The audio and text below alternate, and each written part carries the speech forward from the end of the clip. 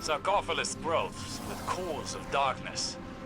The material is organic. It reminds me of a certain flora kept by our silver-tongued drifter. Curious.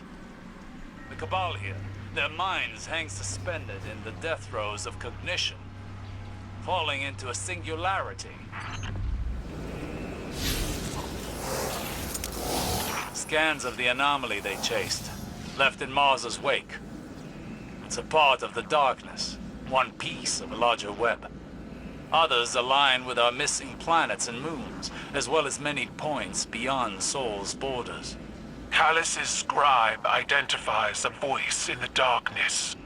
One of their mother, of dead enemies, of Gaul. They say it spoke to Callus in his own voice, taught him how to commune. His counselors work to isolate and contact the entity that speaks.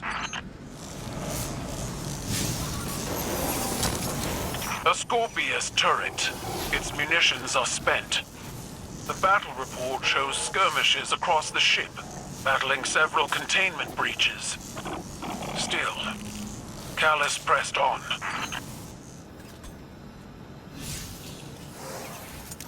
Our lost guardian must have sent this frame to broadcast their distress signal. This interface is of human design. It recounts a descent into the anomaly. Gravitational oscillations broke and reformed the glycon many times over.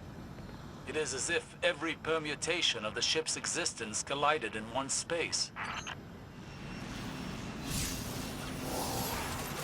Scorn. They did not come from Callus's menagerie. The dark ether in this device has been tampered with. Its connection to the darkness galvanized, rooted.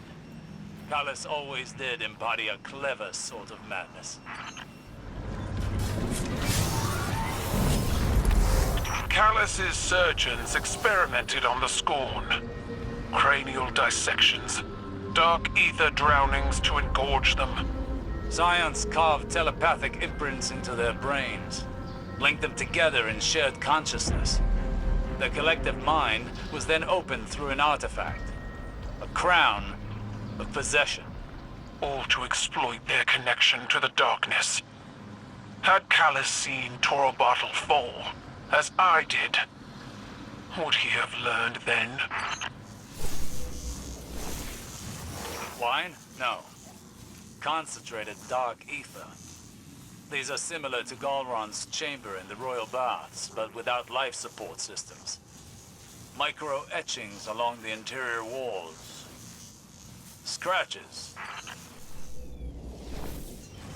Jump logs indicate this ship made berths from the Leviathan.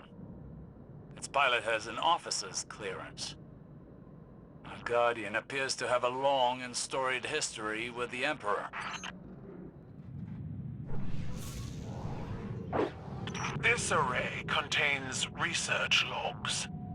The entity's voice emanates from the grave of Mars.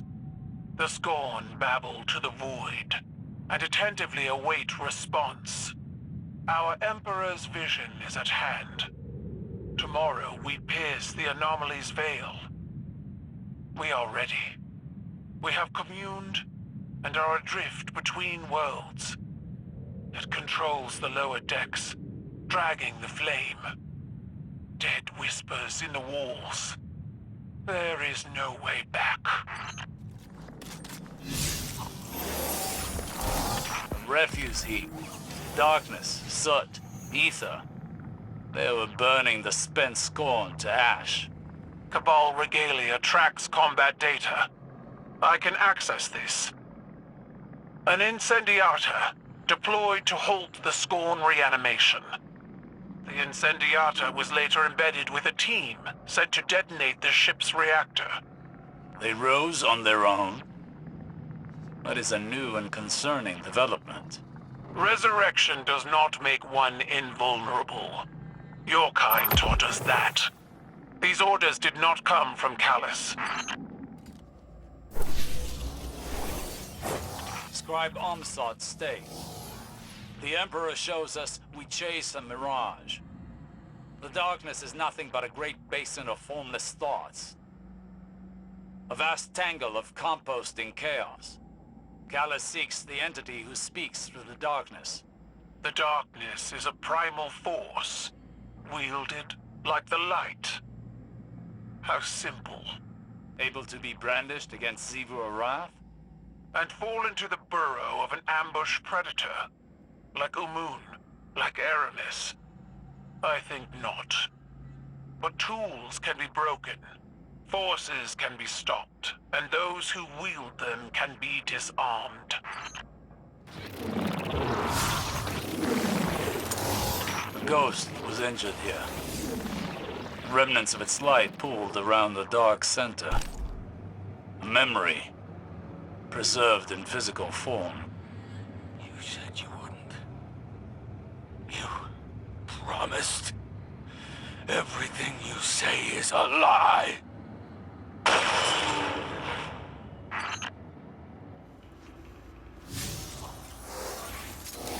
So, this is where they died. Their sacrifice is noted. Their names will be honored. Why were they sent? Accessing the Glycon's mainframe required a direct connection. This is an address from Callus to his crew. I chose Galrun, and his frailty betrayed us. He was too pure, too alone. Our new guests are neither. A glorious chain of dark minds, an open mouth for the one in the darkness, that it may sing in exaltation of my majesty. Greatness recognizes greatness. To invoke the attention of the end, our offer must be great. Chalice of Opulence. The inscription reads, "To my captain, cast your shadow in the face of darkness, that you might drink of its beauty and grow fat." Your guardian was a traitor then, seduced by Callus's posturing. Like so many powerful fools who think themselves invincible.